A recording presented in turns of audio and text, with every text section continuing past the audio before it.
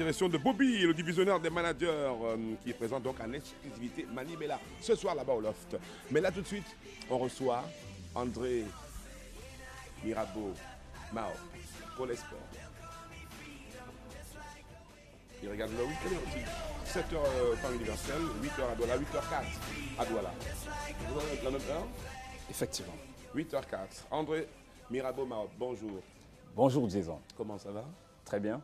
Et cette journée d'hier s'est bien passée, j'espère. Excellemment. Le Cameroun a le maillot jaune et on peut être tous contents d'être Camerounais. Oh oui, ça, vous le dites bien et vous avez raison. Eh bien, on va évoquer les activités sportives. On va commencer par le cyclisme parce qu'on est au 11e tour, je crois. C'est le 11e tour? Le 11e tour, c'est la 11e édition. D'accord. Donc, on va parler un petit peu de tout ça. Vous voulez qu'on commence par quoi? Vous voulez pas qu'on commence par ça? À vélo, c'est Comme mieux. ça, après on parle football. Oui, après le vélo, on descend du vélo, on joue au ballon. Voilà. Et Deux après, roues, oui, on y va tout de suite. Oui, je vous écoute. Ok, on commence par le cyclisme, comme tu l'as bien dit, le Tour du Cameroun, la 11e édition. Et hier, les Lions du vélo ont rugi ici à Douala pour la 3e étape du Tour cycliste international du Cameroun en remportant cette étape. C'est Yves Raoul Mba qui traverse la ligne en premier. Ici à Douala, c'était l'étape entre Kribi et Douala la plus longue de 176 km. Hervé Raoul Mba traverse la ligne en premier, le coureur de SNH Vélo Club, suivi une trentaine de secondes plus tard par Kamzon Abesolo Clovis, un autre coureur de la SNH. Désormais, le Cameroun a le maillot jaune et tout le peuple croise les doigts et espère qu'on va conserver ce maillot jusqu'à Yaoundé le 18 mars prochain lors de l'étape finale. Je vous propose d'écouter les acteurs. D'abord, le roi de l'étape, Hervé Raoul Mba. Ensuite, son entraîneur Dieudonné Ntep, suivi de l'ex-directeur technique national Jean-Philippe Duraka qui donne leurs impressions après la course. La stratégie, c'est toujours d'infiltrer un coureur de la SNH devant qui est dans le même temps et laisser les couleurs du maillot jaune mener la course et à la fin tenter un coup. Et on l'a fait et ça a marché parfaitement. Très compliqué effectivement avec les grosses équipes, mais avec le soutien de mes coéquipiers, je sais qu'on va tenir le coup. Nous nous sommes préparés pour ça et donc nous sommes au boulot et nous allons tenir le coup jusqu'à la fin. Nous osons espérer qu'on continuerons à suivre les consignes et que les jeunes que nous avons dans le groupe vont aussi marcher comme les anciens. Et nous sommes dans un pays montagneux, ça prouve que la haute montagne, les Camerounais avaient fait la reconnaissance pendant le stage. Nous osons espérer qu'ils seront à la hauteur. C'est vrai que les chances se sont amplifiées avec Hervé Raoul Mba qui est un de nos leaders et qui a creusé quand même l'écart, près de 2 minutes sur le peloton. Le deuxième va être Abesolo Kemzon qui est de la même équipe, camerounais aussi. Donc aujourd'hui, je pense qu'on a pris une très bonne option pour le classement final. Maintenant, ce maillot, il n'y a que 3 étapes de fête, il en reste 5. Hervé Raoul Mba est le premier Camerounais à remporter une étape lors de cette 11e édition du Tour international du Cameroun. Il a été suivi par un autre Camerounais, on l'a dit, Kamzon Abesolo Clovis. Hervé Raoul Mba porte le maillot jaune désormais et arbore aussi le maillot bleu ciel du meilleur Camerounais. Son coéquipier Kamzon Abesolo Clovis aura le maillot blanc du meilleur jeune. Le Néerlandais Patrice Kos qui a dominé les 2 premières étapes entre Ebolova et Yaoundé, entre Pouma et Kribi. Aujourd'hui, à bord, le maillot blanc à pois rouge du meilleur grimpeur et le maillot vert. Ce jeudi, c'est la 4e étape entre Douala et Buea. C'est la plus courte, 96 km à parcourir. Le maillot jaune, Hervé Raoul Mba, aura pour mission de résister aux assauts des grimpeurs. Voilà. Cher ami André Mirabeau Mao, on va s'intéresser à présent au football. Mais vous maintenant aussi, enfin c'est une information qui s'est vérifiée, grève en catastrophe au sein du football. Que se passe-t-il exactement? On est là dans la Ligue 1, je crois. Ligue 1, championnat de première division, déjà 40 jours que le championnat a été lancé et on observe des grèves à répétition. Après l'Union de Douala, il y a une dizaine de jours. Après Bamboutos de Bouddha, il y a 72 heures. C'est au tour des joueurs de Sable de Bâtier d'observer un mouvement de grève. Les raisons, elles sont simples. Salaire impayé, prime de match et de signature pas du tout réglée, indemnité de salaire pas épongée. Du coup, les grèves en cascade dans le championnat camerounais, tout le monde se pose la question, est-ce que la Ligue 1 ira jusqu'à son terme? C'est le 3e championnat professionnel au Cameroun. Alexandre Belinga, le coach des Astres de Douala, a presque prédit ces grèves en cascade. Je vous propose de l'écouter. Nous avons été incapables d'organiser un championnat à 14. Le dernier championnat que nous venons de jouer a pratiquement duré 13 mois. Aujourd'hui, nous passons de 14 équipes à 19. Donc je me dis, et ça c'est un avis personnel, ça c'est un désordre. Et je suis sûr que le prochain championnat qui se jouera à 19, il y a des équipes qui n'iront pas au bout de ce championnat. Vous verrez qu'il y a des équipes qui seront incapables d'aller au bout de cette saison. Et pour exemple, les 3 équipes qui sont descendues, Sable de Bathie, Tonnerre de Yaoundé et Panthère de Banganté, si vous faites votre enquête, vous allez vous rendre compte que c'est parce qu'il n'y avait pas de moyens.